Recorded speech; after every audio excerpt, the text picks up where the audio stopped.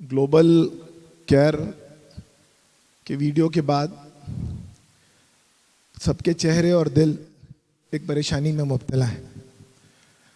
पूरी वीडियो देखने के बाद यहाँ मौजूद एक बड़ा तबका जिसको अल्लाह ताला ने बहुत कुछ दे रखा है, वो ज़रूर इस बात पे सोचता होगा कि उसका कंट्रीब्यूशन इस सिलसिले में क्या रहा है। मौजूद शुरका अक्सर हम ये सोचते हैं, हमारा जी फहम समाज ये सोचता है कि इस खाने में कोई कुछ काम नहीं कर रहा, इस खाने में कोई कुछ काम नहीं कर रहा, ये कोई तो हो जो ये काम करे। तो अल्हम्दुलिल्लाह ग्लोबल जो है उस काम को पूरा कर रही है जिसमें हम में से अक्सरियत ऐसा सोचते रहे होंगे कि ऐसा होना चाहिए, लेकिन करने की सबील हमसे नहीं हो पाई। ये अच्छी बात है कि ग्लोबल ने एक ऐसा टास्क सुना है। जो सेठ लोग हैं जिनके पास बहुत पैसा है, शायद वो ये बात नहीं समझ पाते कि गरीब जो 500, 700 और 1200 रुपए की बेल ना देने की वजह से जेलों में है और उसके घर का किचन चलाने के लिए उसकी बहन, बेटी और माँ क्या करती है। जिन लोगों को यहाँ पेश किया गया या जिनकी वीडियोस या जिनकी सर्विसेज आबिद भाई आप कर रहे हैं, ये बहुत गरीब तबका है।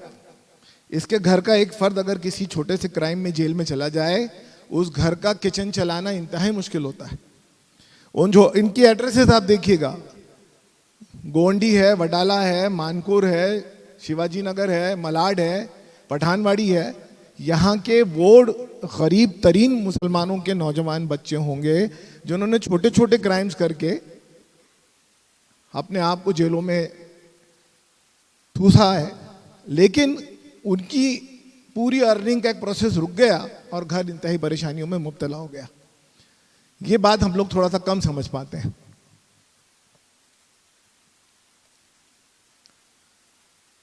मैं आपसे ये कहना चाह रहा था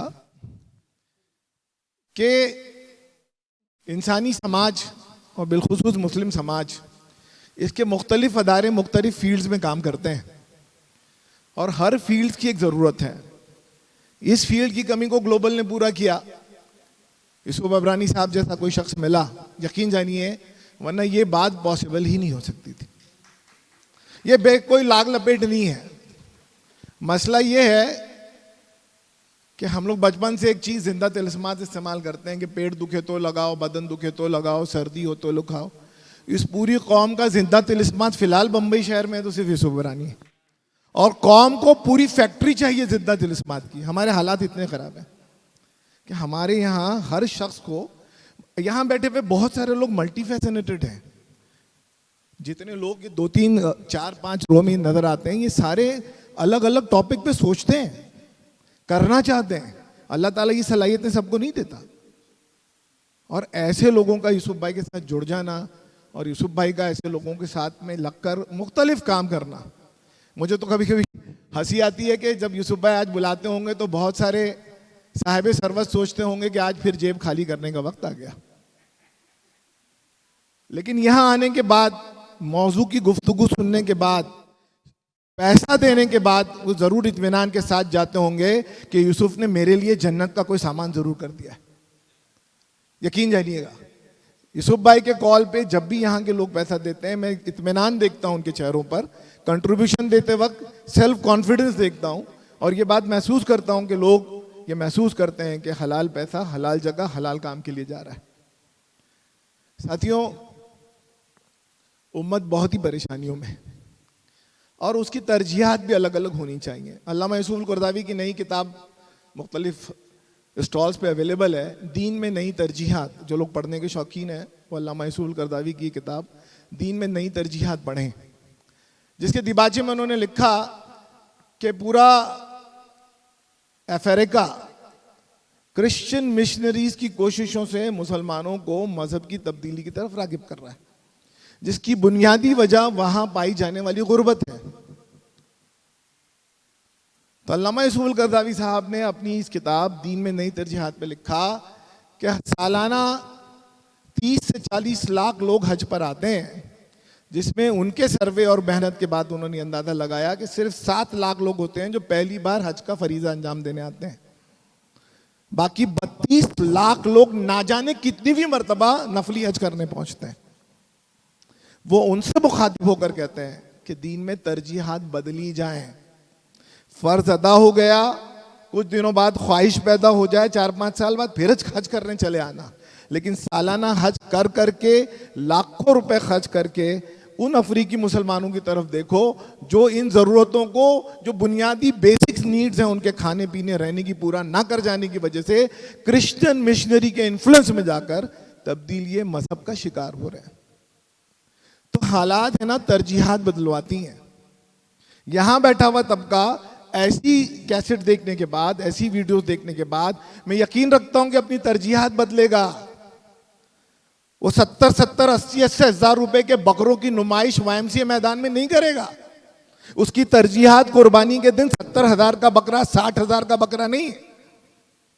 یہاں بیٹھے بیشتر لوگوں کی اسی ترجیحات ہیں کہ اللہ نے دے رکھا ہے تو ہم 70,000 کا بکرا, 80,000 کا بکرا. آپ JJ ہاسپٹل جائیں, آپ نائر ہاسپٹل جائیں, آپ دیکھیں کہ بیسک اینٹی بائیوٹک ایک ساتھ خریدنے کا پیسہ نہیں ہے لوگوں کے پاس. سامنے میڈیکل سٹورز میں کہتے ہیں 2 آج دے دو, 2 کل کھا لیں گے. جب وہاں سمجھانا پڑتا ہے کہ اینٹی بائیوٹکس نہیں چلتی ایسی, آپ کو ترتیب سے کھانا پڑے گا, تو کہتے ہیں پیسہ نہیں ہے.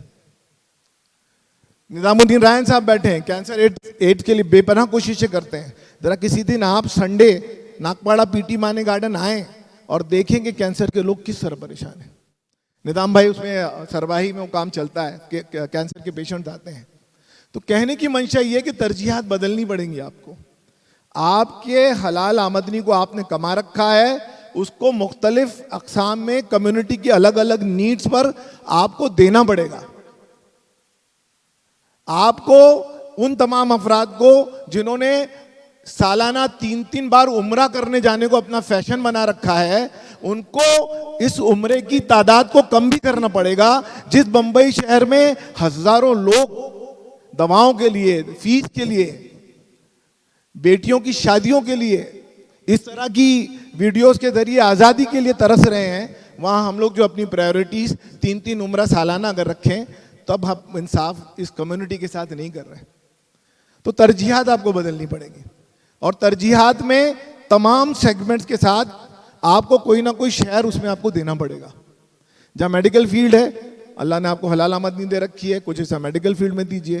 دین اور مسجدوں کے تئیں آپ کی بڑی سنجیدگی ہے, اس میں اور مزید اضافہ کیجئے, کوئی دو رائے نہیں. لیکن کچھ حصے کہیں نہ کہیں اس طرح کی تنظیموں میں ادا کرنے پڑیں گے.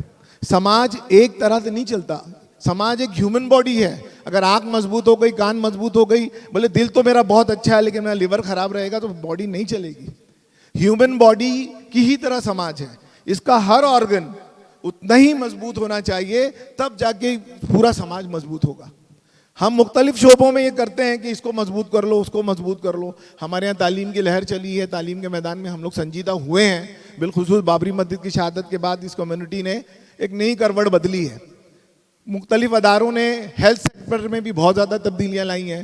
مختلف ادارے, خدمت ٹرسٹ جیسے ادارے اور بہت سارے ادارے آگے آئے ہیں. لیگل ایڈ میں ابھی بھی ہم لوگ مسنگ ہیں. یہ 2 پارٹ ہیں لیگل ایڈ کے, ایک آپ جو کر رہے ہیں وہ ہے, اور ایک جو جمعیت العلماء کر رہی ہے وہ ہے. جمعیت العلماء ایک بڑی تنظیم ہونے کے ناطے وہاں پر جو ہے وہ اللہ کے فضل و کرم سے اس کی ایڈ, جو لیگل ایڈ ہے, اس کے لیے جو ہے فنڈز اویلیبلٹی میں آسانی ہے, اور وہ ایک ریمارکیبل کام کر رہی ہے, اسٹیبلش ہو گئی ہے تو لوگ دے بھی رہے ہیں. گلوبل بھی اسی پیٹرن کا ایک نام ہے. تو میں چاہتا ہوں, میری گزارش آپ تمام سے یہ ہے کہ یوسف عبرانی صاحب کے کال پر جب آپ یہاں آتے ہیں, اس جذبات کے ساتھ آتے ہیں کہ یوسف بھائی کا ہر کال ایک پازیٹیو کال ہوتا ہے, اور اس میں کنٹریبیوشن دنیا اور آخرت دونوں کے لیے سکون اور فلاح کا ہوتا ہے.